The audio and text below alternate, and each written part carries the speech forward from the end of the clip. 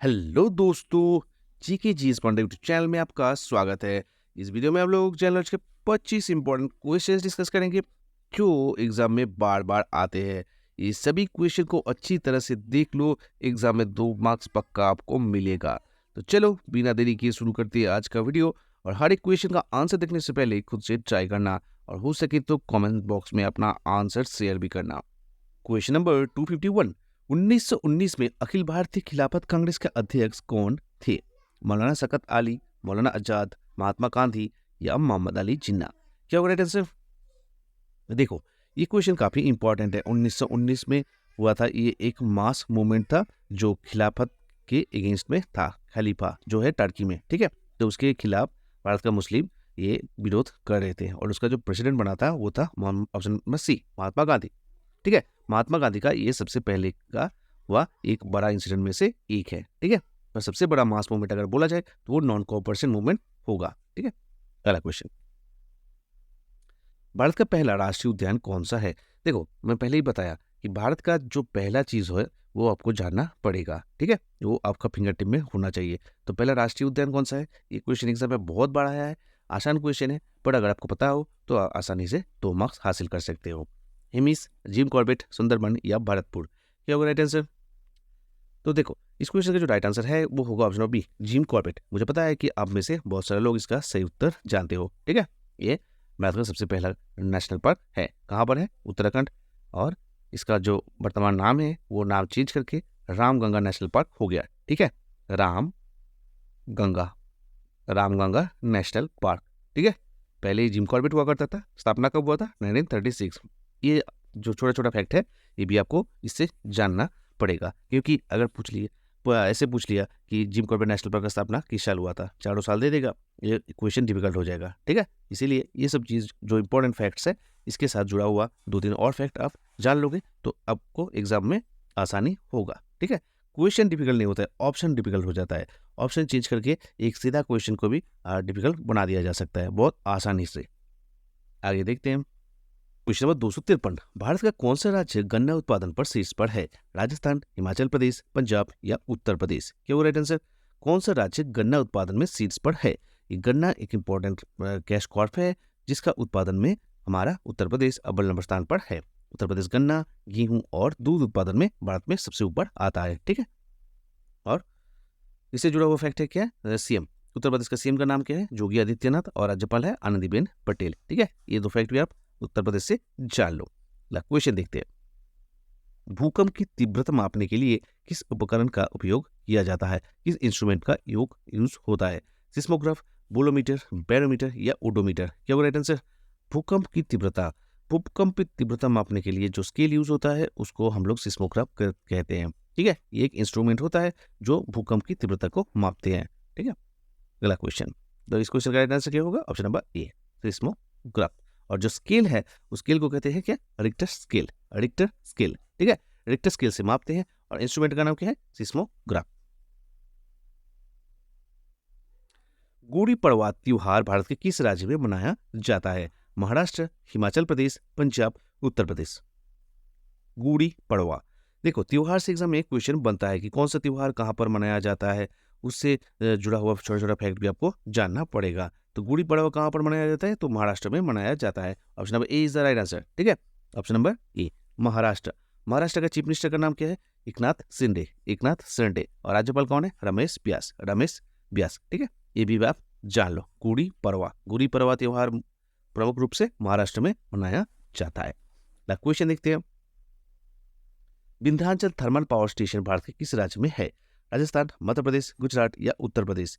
Vindhyachal thermal power plant, तो ये thermal power plant से भी कभी कभी एग्जाम में क्वेश्चन आता है कि ये पावर स्टेशन कहाँ पर है, तो वो आपको बताना पड़ेगा। अगर आप जानते हो तो आसानी से क्वेश्चन को करके आगे बढ़ सकते हो।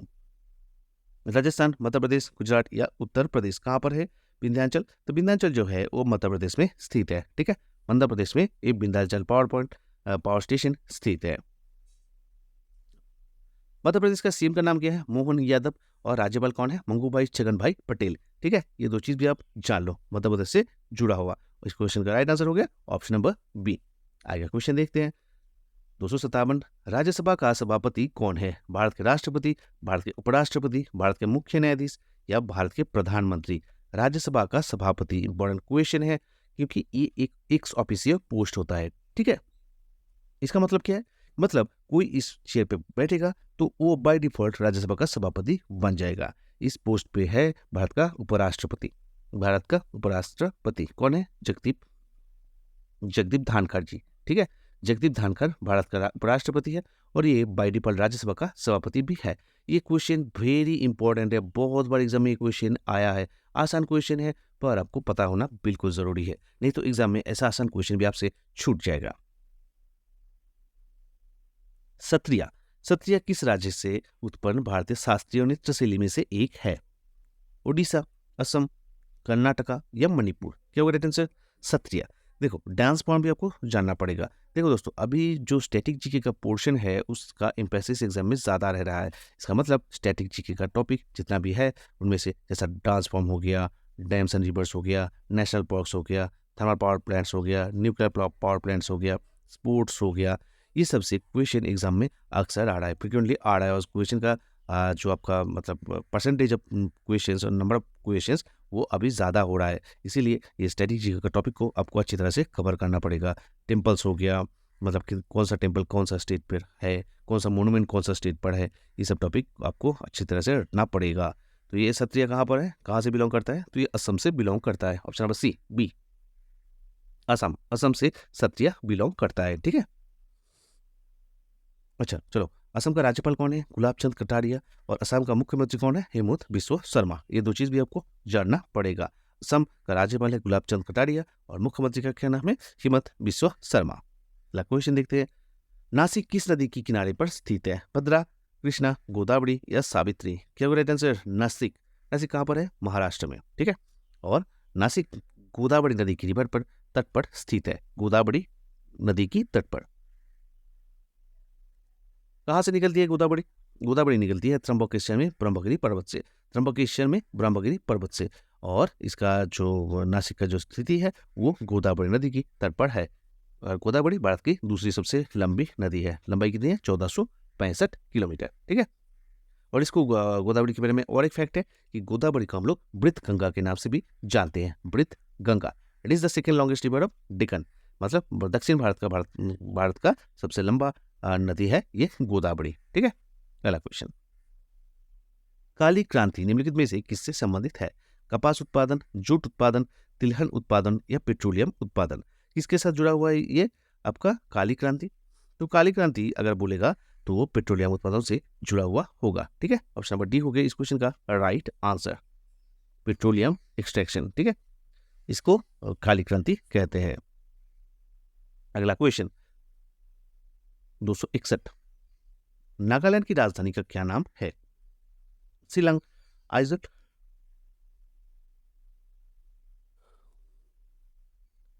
शिलांग, आइजल, कोहिमा या गैंगटॉक? क्या होगा नागालैंड की राजधानी? तो नागालैंड का राजधानी जो है वो है कोहिमा। Option number C. ठीक है, option number C is the right answer for this question. Nagaland की कैपिटल क्या है, राजधानी क्या है? तो वो है कोहिमा।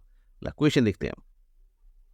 मुख्यमंत्री कौन है नागालैंड का? नेफ्यूडियो। और गवर्नर है ला गणेशन। ला गणेशन। ठीक है, नेफ्यूडियो आपका मुख्यमंत्री है और गवर्नर है ला गणेशन। ऑप्शन नंबर सी हो गया इस क्वेश्चन का राइट आंसर। अगला क्वेश्चन। कोणार्क का सूर्य मंदिर कहाँ स्थित है? ओडिशा, महाराष्ट्र, उत्तर प्रदेश या कर्नाटक? कोणार्क के सूर्य मंदिर एक नाइस विजिटिंग स्पॉट है। कहाँ पर? ये ओडिशा में है। ठीक है, कोणार्क का सूर्य मंदिर किसने बनवाया था? इसका नाम आप कमेंट करके बताओ। ठीक है, कोणार्क का सूर्य मंदिर किसने बनवाया था? ये गंगा डायनेस्टी का, ईस्ट गंगा डायनेस्टी का है। ठीक है, मैं इतना हिंट दे दिया, ईस्ट गंगा डायनेस्टी। अब रूलर का नाम को बताना है किसने कोणार्क का सूर्य मंदिर का निर्माण करवाया था। ठीक है, चलो आगे बढ़ते हैं। अच्छा चलो, उड़ीसा का मुख्यमंत्री नहीं, नवीन पटनायक जी अभी नहीं है। मोहन चरण माझी। मोहन चरण माझी है उड़ीसा का नया मुख्यमंत्री। और राज्यपाल कौन है? रघुबर दास। ठीक है, इस क्वेश्चन का तब राइट आंसर क्या होगा? Option number A. आगे बढ़ते हैं। कर्नाटक के वर्तमान राज्यपाल कौन है? तो देखो इस क्वेश्चन में सीधा सीधा राज्यपाल का नाम पूछ लिया है। थावरचंद गहलोत, फागू चौहान, भजूभाई वाला या आचार्य देवव्रत? क्या होगा राइट आंसर? कर्नाटक के वर्तमान राज्यपाल।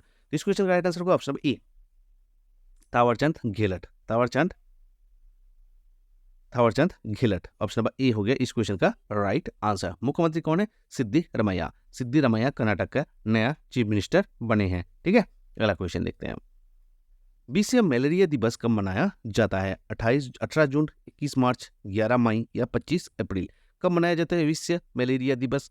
विश्व मलेरिया दिवस जो है वो 25 अप्रैल को मनाया जाता है। तो इस क्वेश्चन का राइट आंसर जो है वो ऑप्शन नंबर डी हो जाएगा। देखो, ये इंपॉर्टेंट जो डेट्स है, इंपॉर्टेंट जो इवेंट्स है, वो कौन सी डेट पे हुआ है, ये सबसे एग्जाम में क्वेश्चन बनता है। ये भी स्ट्रेटेजी का एक टॉपिक है जिससे एग्जाम में क्वेश्चन बनता है। एटलीस्ट एक क्वेश्चन 2 मार्क्स का आप एक्सपेक्ट कर ही सकते हो। ठीक है, इसीलिए टॉपिक को अच्छी तरह से पढ़ना पड़। ये एक एंडलेस टॉपिक है, इतना नंबर ऑफ डेज है कि आपको याद रखना बहुत मुश्किल हो जाएगा। पर इंपॉर्टेंट जो डेट्स है वो डेट्स आपको याद रखना ही पड़ेगा, नहीं तो आसानी से 2 मार्क्स छूट जाएगा। अगला क्वेश्चन, गांधी सागर बांध किस राज्य में स्थित है? गांधी सागर बांध किस राज्य में स्थित है? मध्य प्रदेश, गुजरात, महाराष्ट्र या उत्तर प्रदेश? कहां पर है? ये भी स्ट्रेटेजी का टॉपिक है, रिवर्स और डैम से जुड़ा हुआ। इस क्वेश्चन का राइट आंसर हो जाएगा option number A, Madhya Pradesh. Madhya Pradesh में गांधी सागर बांध है। कौन सी नदी है? चंबल। चंबल रिवर के ऊपर ये गांधी सागर बांध स्थित है। ठीक है, अगला क्वेश्चन देखते हैं। अच्छा, मध्य प्रदेश का चीफ मिनिस्टर का नाम क्या है? मोहन यादव। मोहन यादव, ठीक है। और गवर्नर का नाम है श्री भाजूभाई छगनभाई पटेल। ये 2 चीज भी आपको जानना पड़ेगा मध्य प्रदेश से जुड़ा हुआ। मध्य प्रदेश की कौन सी नदी के ऊपर? वो चंबल नदी के ऊपर स्थित है। द क्वेश्चन, निम्नलिखित में से कौन सा देश 7 देशों की समूह G7 का सदस्य नहीं है? चीन, यूएसए, इटली या जापान, संयुक्त राज्य अमेरिका? तो कौन सा देश G7 का पार्ट नहीं है? G7 का पार्ट जो नहीं है वो है चाइना। चाइना G7 का पार्ट नहीं है। कौन सा देश है? कनाडा है, फ्रांस है, जर्मनी है, इटली, जापान, यूएसए या यूके? ठीक है, कनाडा है, फ्रांस है, जर्मनी है, इटली है, जापान है, यूएसए यूनाइटेड किंगडम है, यूके और संयुक्त राज्य अमेरिका यूएसए। ठीक है, इतना सारा कंट्री साथ G7 में है। पहले रसिया भी हुआ करता था, G8 था तब ये, बाद में इसको रसिया को यहाँ से निकाल दिया, इसलिए ये G7 बन गया है।